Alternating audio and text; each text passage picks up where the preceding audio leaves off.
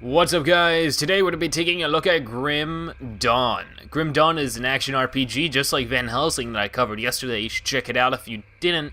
And Grim Dawn is actually currently in Steam Early Access, which means there are some unfinished components to the game, but that you can go in the description and buy it right now. And it is constantly being updated. I think it was just recently a pretty large update, but of course you'd be getting a game with updating support that's not finished, but maybe will be very finished, like soon in the future. But, it's being updated, and that's the big point. I did enjoy myself, but there are some gripes I do have. Why don't we get into them when we play? I played for about an hour and a half. I enjoyed myself overall. I'm playing as a character's class name known as a Nightblade. So why don't we hop in?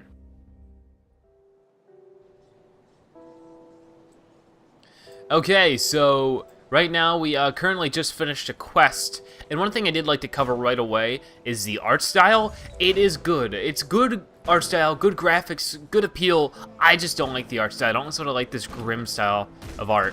And it looks like we have some zombies attacking us, but the game is sort of based around zombies. Zombies are attacking, the undead is rising constantly, and we were actually going to be one of them until some reason the death left our body. We have nothing to lose, we have no memory or allocation of who we were or who we will be, so this one guy who was at the center of the screen just a few moments ago, where is he? This guy right here, sort of a commander, told us that basically, how about you do stuff for us since you don't really have much other to do, don't you? So, we've been going on missions for him, getting stronger, and hopefully we can fight off this undead scourge attacking. The dead attacks have slowed and their numbers are thinning. I take that as a sign as you dealt with a source, I have killed the reanimator, and that's very true. A creator was doing this? Disturbing. Thank you for your efforts. We may yet hold out a little longer. I've sent you to the gate guard. A word to the gate guard. Speak with him, blah blah blah. Okay.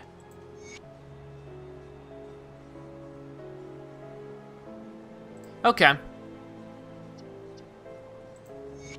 Alright, so it's very ARPG. It's an action RPG, and I can go out here and fight some enemies. I can look at my mini-map and see what quests I have available to me, or I can just go and fight things. I can talk to some people and set up some quests. I think I'll just hop into the portal and attack some enemies while I talk about the game now.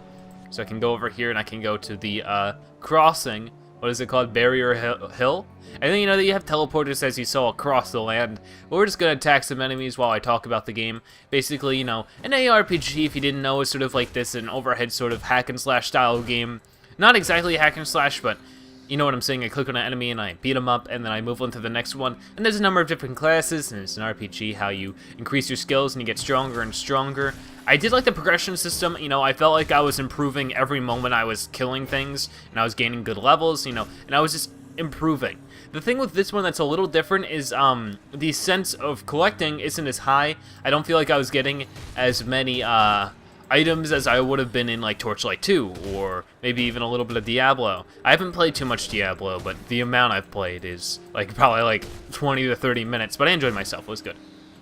I'm being attacked by big dudes. Okay, I do not want to get surrounded, because I'm not a good character to be getting surrounded by. Alright, now I just need to fend off some of these dead dudes and try to kill them with my 2 spells. This game's a little different, because usually you start out with at least like 1 or 2 spells in every ARPG that I've ever played. This game starts you out with nothing. You don't have any spells, you don't have any knowledge to use anything.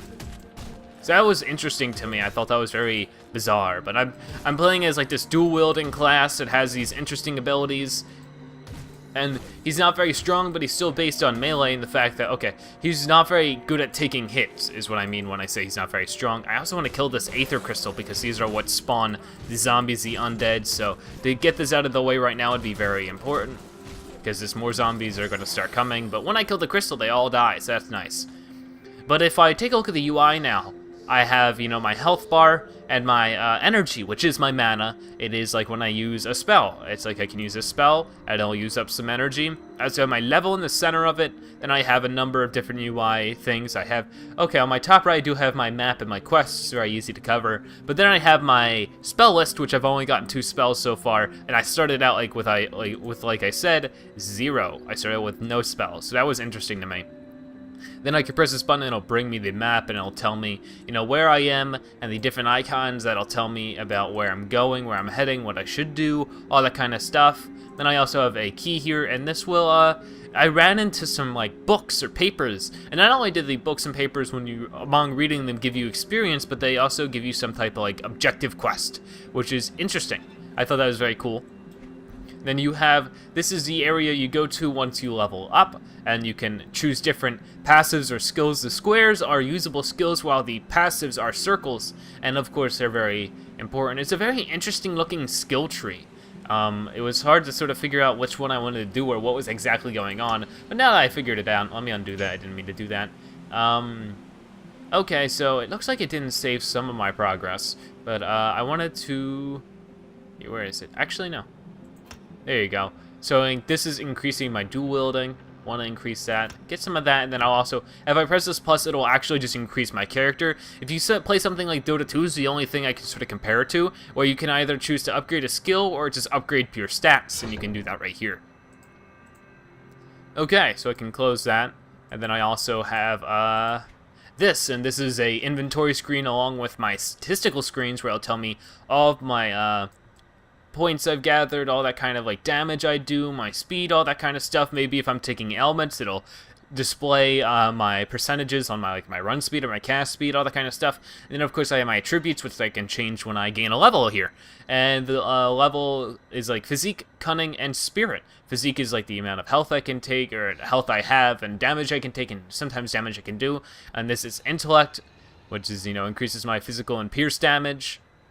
Then also is, increases my chances of landing attacks. And then I also have spirit, which I do believe has to do with the flow of energy. Yeah, I've been going into physique because a lot of the items seems like I just don't have enough physique to equip them, so I've been going with the physique, but I will go with cunning this time. And then I, of course, like I said, have my inventory here, and these items will affect your stats, and sometimes you need need to meet certain requirements to equip them. I don't want to do a shield. I'm not a shield type character. I'm a dual wielding character. But I don't need a gun either. I'm a melee character. It's like, is this better? It has a very easy screen where I put my mouse over these items and I'll instantly compare them. And it's like, I know that I don't need any of this stuff, basically. This right here is a quest item. This isn't any better. So it's like, all of the things I'm looking at right now aren't any better than what I already have equipped. So I can just sort of ignore it. I can go back to town and sell those. Or I can, you know, for some reason equip them, but I don't need to. And then on the right side, it seems like I just have like help tabs. They do have a good tutorial system, despite, you know, like Van Helsing, like I was talking about yesterday, doesn't have a good tutorialization period. This game sort of does. It does explain things. I was easily getting the hang of it because I know some good bit about ARPGs, but I still like could read this when I was stuck, and it would tell me this information right when I needed it. So that was perfect. That was great. Good on them for actually having that available to players.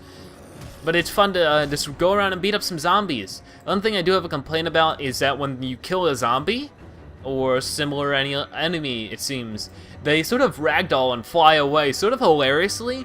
And it's like, that's silly and all, but it's sort of immersion breaking. You know, I'm a very serious person defending this world against undead, scourge, evil zombies, and then they fly around like little ragdolls. It's sort of silly, like that. You know, and it's like if I kill them with my one spell, it's like they fly around even more hilariously sometimes. Can it let me do it? No? Why isn't it letting me? Oh, okay. There we go. You see, it just flies around like, I don't know. I just thought it was a little bit aesthetic breaking. Then the art style.